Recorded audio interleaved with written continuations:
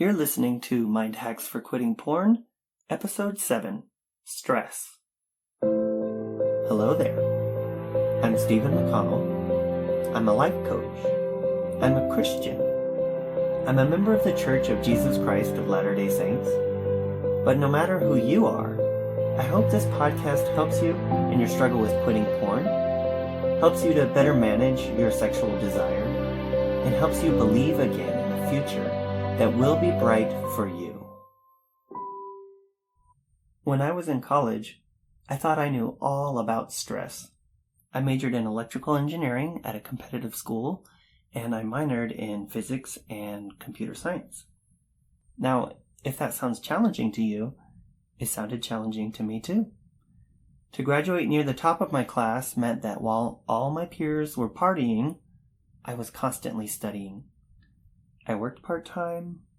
In what spare time I had, I was heavily involved in church activities, volunteering, and as typical of young Latter-day Saints, I was trying to find the right person to marry.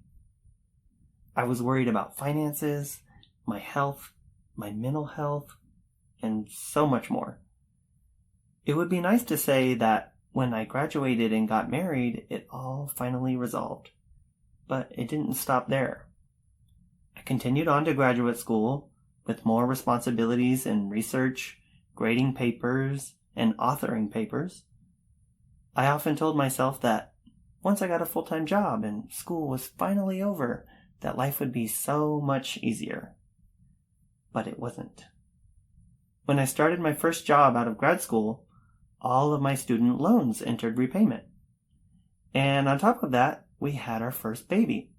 Our baby, for the first several months of his life, was sick, and we couldn't figure out why. We lived hours away from our closest family, and I had a long commute to work that absorbed enough of my time that I felt like all I did was work, and then try to sleep, and then work some more. I felt tired and sick, and my wife was tired and sick. So surely, I thought, if anyone understood stress, I did. Now, I'm going to pause on that personal story and answer the question, what does any of this have to do with quitting pornography? When we have a habit that we think of as a guilty pleasure, we often justify indulging in it as a way of coping with stress. We think our lives are so busy, so stressful, so unfair, that the only way to make it right is by increasing personal pleasure to compensate for it.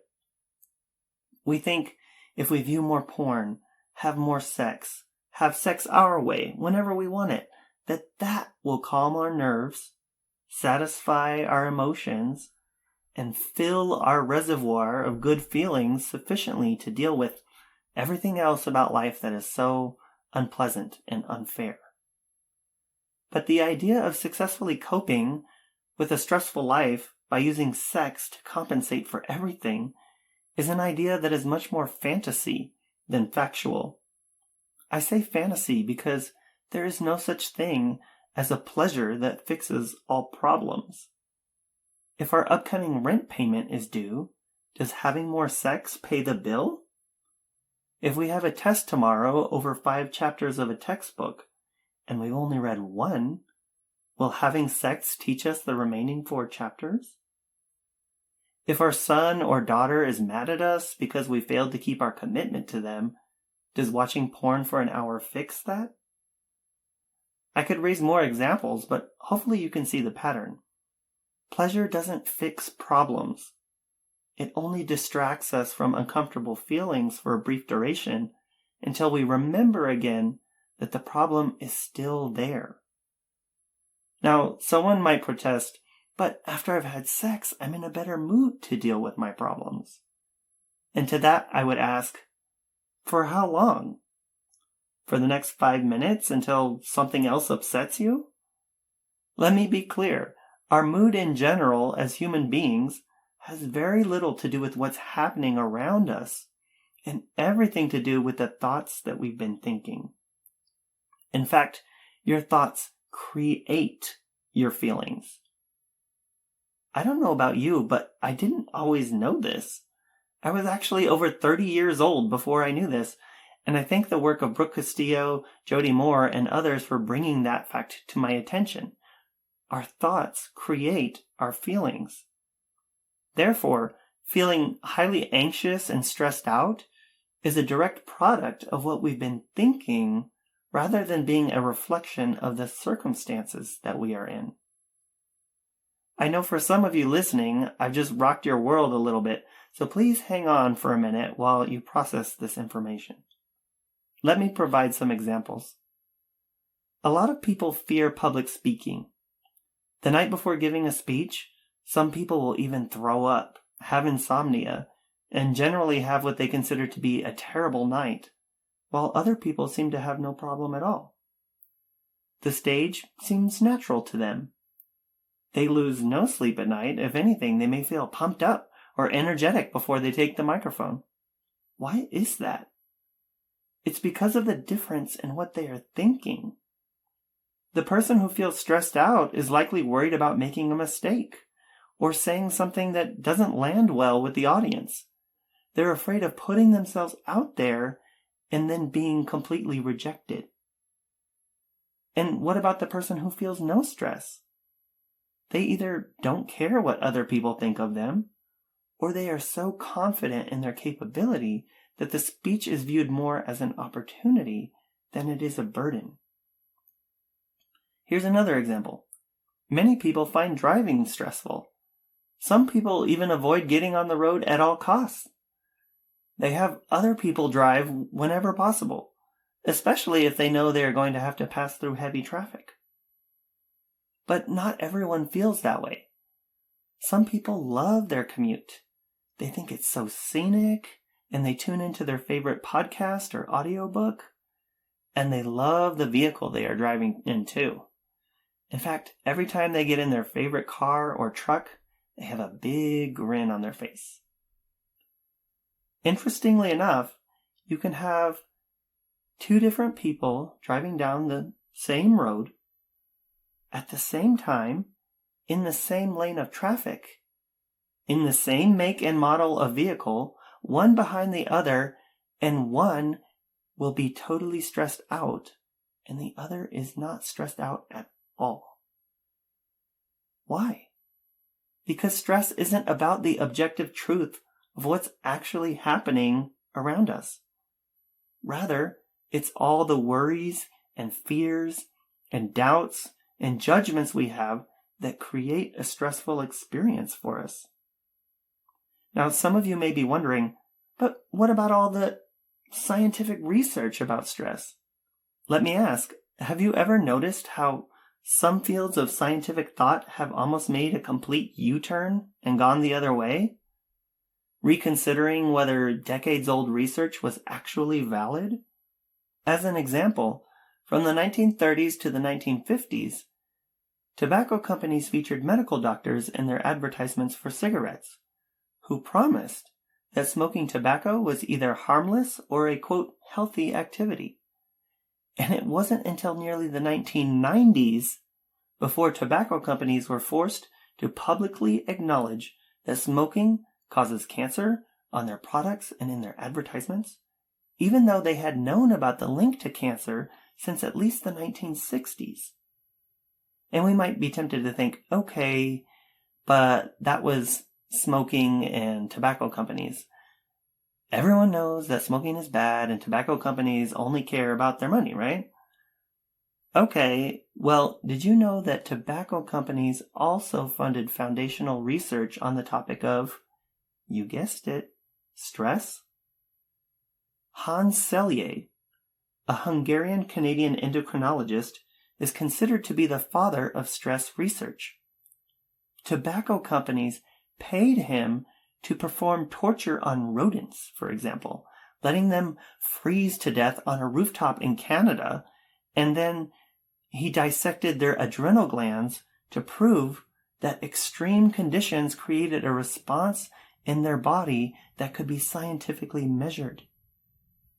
He then extrapolated that research to humans and our physiological responses to stress, endeavoring to prove that stress was harmful to humans also.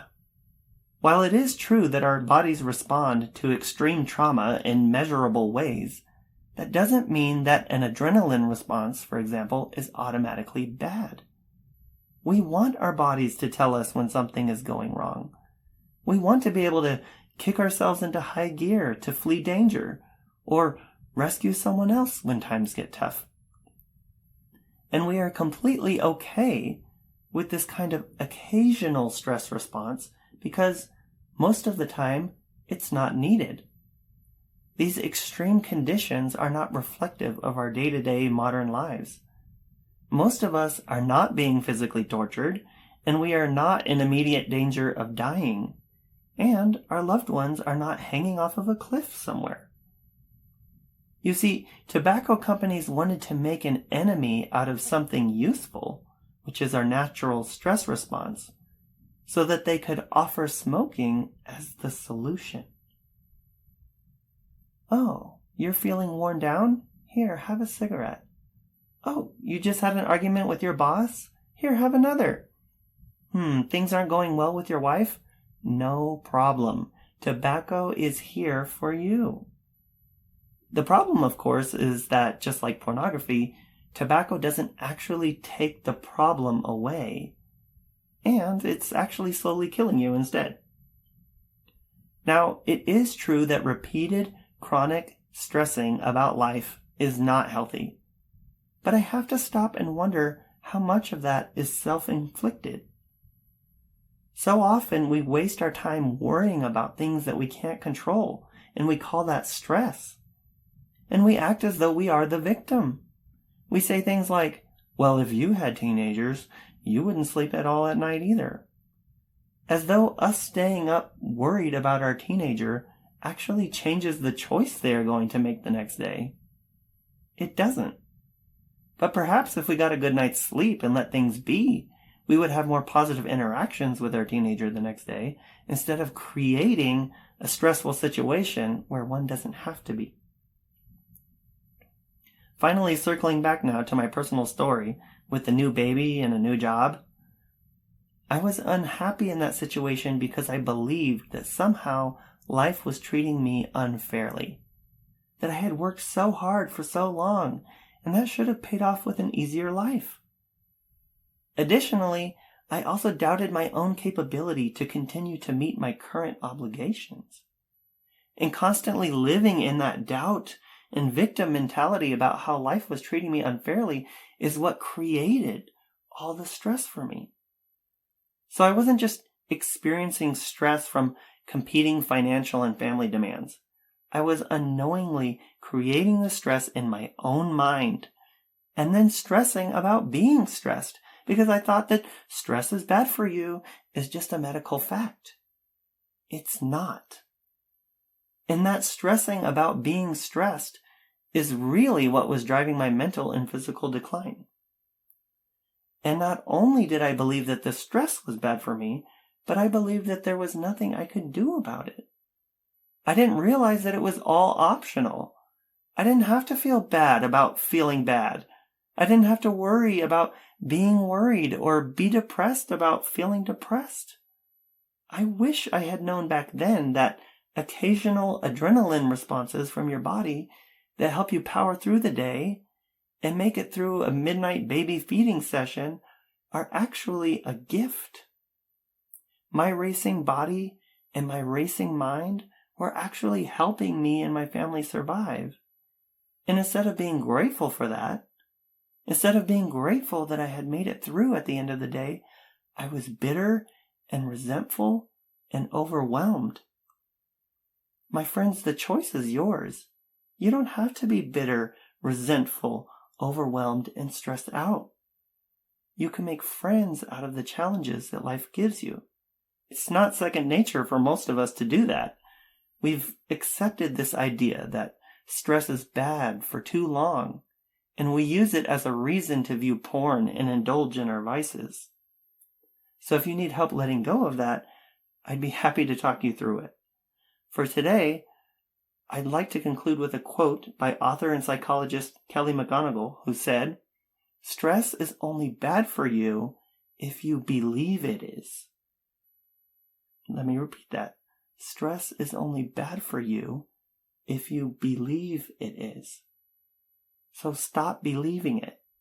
Stop making an enemy out of stress, and you'll have at least one less thing to stress about. All right, my friends, have a beautiful day. Thank you for joining me in the episode today. For those interested in one-on-one help, claim your free consultation with me at GratefulLifeCoaching.com. That's GratefulLifeCoaching.com.